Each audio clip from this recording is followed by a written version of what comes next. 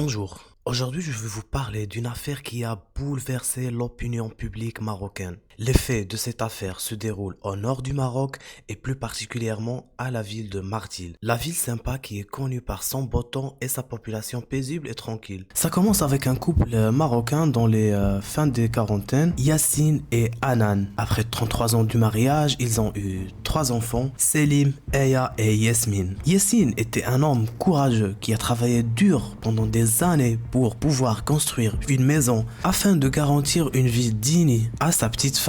Il était en ce moment-là un peintre, mais pas n'importe quel peintre, un peintre qui est connu par sa prestation satisfaisante, ce qui l'a rendu connu dans toute la ville. Tandis que la femme ou la Marie Hanan, tout ce qu'on peut dire d'elle, c'est qu'elle était une femme tranquille, respectée par le quartier, qui élève ses enfants tranquillement. Donc voilà, tout allait bien jusqu'à un jour, plus particulièrement le 12 mars 2012, Yassine, le mari, s'est comme volatilisé. Celle-là, c'est comme si je l'ai piqué de quelqu'un, mais bon. Donc la Marie Hanan, elle court la nuit chez les commissariats de police afin de notifier les autorités de la disparition de son mari. La famille était en panique.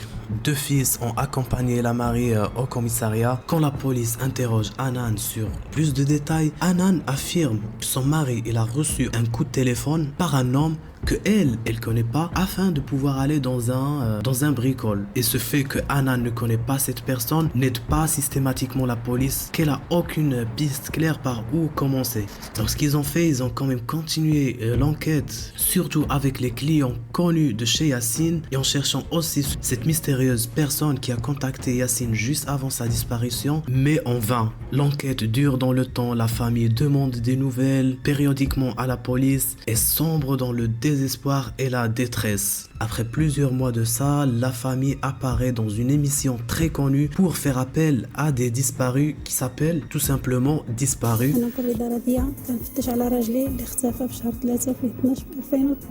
Hanan, elle est apparue avec sa fille Eya qui pleurait et suppliait son père de revenir s'il la voit. Ce qui a fait en sorte que le lendemain, tout le monde connaît l'affaire et avait de la peine pour cette famille désespérée qui cherche avec toutes ses forces leur père qui était tout pour eux. Sans lui, ils peuvent pas avancer. La famille semble se battre avec la réalité amère et le quotidien dur. Aya, la petite fille qui est apparue dans l'émission, elle a commencé même à faire des appels sur les réseaux sociaux pour que les gens l'aident à retrouver son père. Après ça, la famille n'a rien à faire et doit accepter la réalité et continuer à avancer. Heureusement pour eux qu'il y a Yassine, le fils aîné de la famille, qui a pris toute la responsabilité derrière son père. Il a continué à gérer son commerce, il a même hérité le caractère de son père. Yassine qui avait une passion pour la profession de son père, car ça lui est même arrivé de demander à son père qu'il sorte de l'école et qu'il continue à travailler avec lui, mais son père insistait qu'il continue l'école et les études, comme ça il va pouvoir travailler avec lui après les études. Donc Yassine, comme j'ai dit, il a pris toute la responsabilité pour élever ses 2 sœurs, garantir une vie, on va dire normale. Il a vraiment essayé avec tout ce qu'il a de force pour remplir ce vide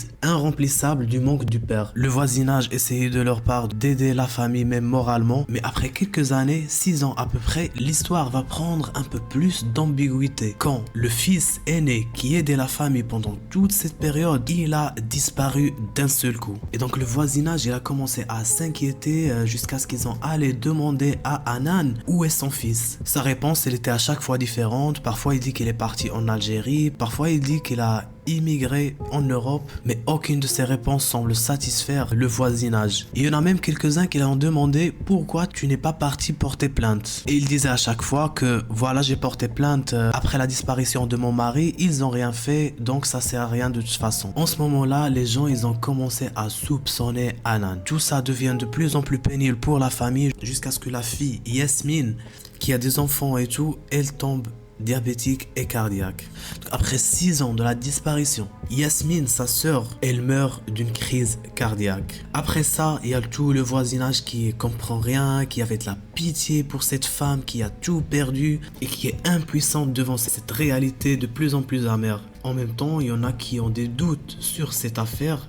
Et ils pensent que ça cache des mystères derrière. En laps de 12 ans, Hanan, elle perd son mari, son fils et sa fille aînée qui lui a laissé des enfants à sa charge parce que elle était divorcée. Hanan, il continue avec tout ce qu'il peut d'accepter la réalité et de continuer la vie malgré tout ce qui lui est arrivé. Le voisinage aussi a commencé à s'habituer et à aider cette dame avec tout ce qu'il peut jusqu'à ce qu'un jour au commissariat de Tétouan, le frère de Hanan qui habitait Kénitra entre dans le commissariat pour dire j'ai des choses à vous dire. Le mari de Hanan qui est disparu depuis 12 ans, il est là enterré en dessous du sol du garage de la maison de la famille. Comment tu sais ça? Eh ben écoutez, c'est Hanan qui est derrière le meurtre de son mari. Après ça, il change des effets, il dit que c'était lui qui l'a aidé. Donc la police est là au début soupçonné ce mec en pensant qu'il a des problèmes mentaux, quelque chose comme ça qui lui pousse à dire ça. Mais un policier semble inconfortable devant ses aveux si glaçants et il a poussé son équipe à prendre les choses au sérieux. Donc ils ont appelé Hanan pour l'interrogatoire et avec la pression, elle s'écroule et elle avoue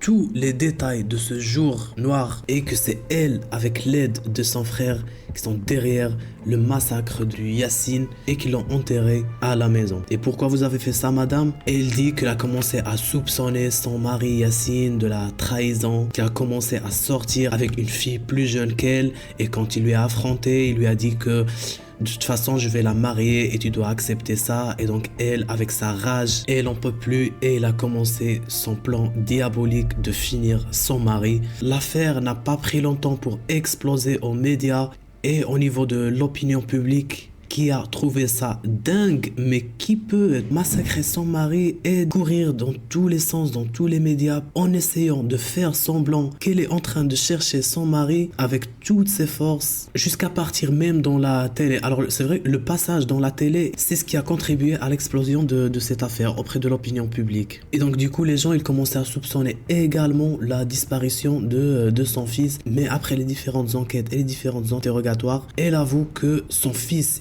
Yacine, il a connu la réalité, il a su que son père il est enterré là à la maison, donc il a disparu sans laisser aucune trace. Mais jusqu'à présent, il y en a même qui soupçonnent cette dame de l'assassinat de son fils également après avoir connu la réalité.